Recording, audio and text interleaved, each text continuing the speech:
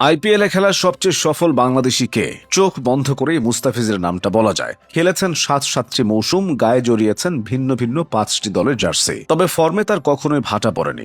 আইপিএলে সবসময় মুস্তাফিজ নিজের সেরাটা দিয়েছেন। সব মিলিয়ে ৫৭ ম্যাচে শিকার করেছেন ৬১টা উইকেট।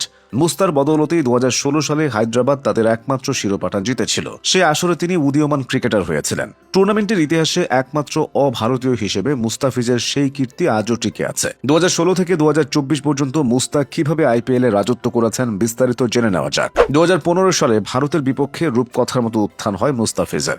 এরপরে আইপিএল ফ্র্যাঞ্চাইজিদের নজরে আসেন কাটার মাস্টার। ২০১৬ আইপিএলের জন্য নিলামে নাম দেওয়ার পর ১,৪০,০০,০০০ রুপিতে তাকে কিনে নেয় সানরাইজার্স হায়দ্রাবাদ। দলটির অধিনায়ক তখন ডেভিড ওয়ার্নার। আইপিএলে মুস্তাফিজের অভিষেকটা হয়েছিল স্বপ্নের মতো।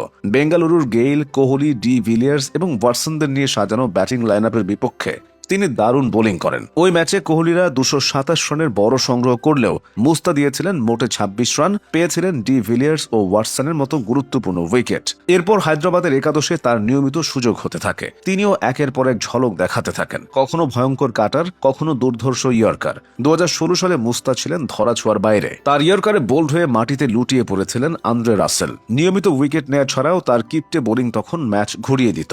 হায়দ্রাবাদের পঞ্চম ম্যাচে তো ম্যাচ সেরার পুরস্কারটাও জিতেছিলেন মুস্তাফিজ। পাঞ্জাবের বিপক্ষে সে ম্যাচে এক মেডেন সহ মাত্র ৯ রানের খরচায় নিয়েছিলেন ২টি উইকেট, যা আইপিএল ইতিহাসেরই অন্যতম কিপ্টে স্পেল। আরেকটি ম্যাচে মুম্বাইয়ের বিপক্ষে ১৬ রানে তিনি তিনটি উইকেট পেয়েছিলেন। মুস্তাফিজের দাপটে ওই আসরে হায়দ্রাবাদের একাদশে সুযোগই হচ্ছিল না তারকা পেসার ট্রেন্ট বোল্টের। শুধুমাত্র চোটের কারণে সেকেন্ড কোয়ালিফায়ারে খেলতে পারেননি মুস্তা।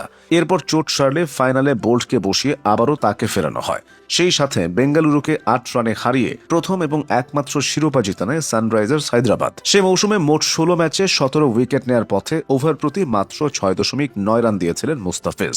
চমৎকার একটি সিজন কাটানোর পর মুস্তাফিজকে ধরে রাখে হায়দ্রাবাদ। তবে ২০১৭ আইপিএল খুব একটা ভালো কাটেনি এই বাঁহাতির। আন্তর্জাতিক ক্রিকেটে ব্যস্ততা আর টিম কম্বিনেশনের কারণে সেবার আর হায়দ্রাবাদের মূল ফোকাস ছিলেন না তিনি। খেলতে পেরেছিলেন কেবল একটা ম্যাচ। এরপর হায়দ্রাবাদও তাকে আর ধরে রাখেনি। ফলে ২০১৮ মৌসুমের জন্য নতুন করে নিলামে নাম দেন মুস্তাফিজ, যেখান থেকে ২,২০,০০,০০০ রুপিতে তাকে কিনে নেয় মুম্বাই ইন্ডিয়ান্স।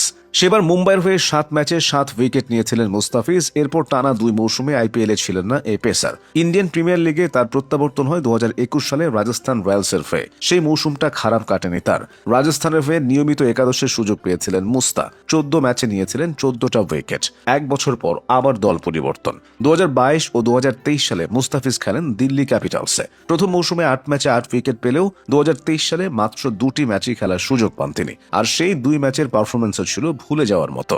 ৭ ওভারে ৭৯ রান দিয়ে পেয়েছিলেন মাত্র একটি উইকেট। ২০২৪ সালের ১৭তম আসরের জন্য মুস্তাফিজকে কিনে নেয় চেন্নাই সুপার কিংস। ধোনির ছায়ায় এসে মুস্তাও নিজেকে নতুনভাবে হাজির করেন। চেন্নাইয়ের হয়ে তার অভিষেকটা হয় দুর্দান্ত। বেঙ্গালুরুর বিপক্ষে ২৯ রানের খরচায় শিকার করেন ৪টি wicket. Kohli, du Plessis, Patidar ও গ্রিনকে প্যাভিলিয়নে ফিরিয়ে সে ম্যাচের সেরা ক্রিকেটার হয়েছিলেন মুস্তা। ২০২৪-এ মোট ৯ ম্যাচে তিনি ১৪টা উইকেট পেয়েছিলেন। জাতীয় দলের ব্যস্ততায় পুরো আসরে তার খেলা হয়নি। এরপরও মুস্তাফিজের আইপিএল ক্যারিয়ারটা বেশ সমৃদ্ধ ও সাফল্যে মোড়া।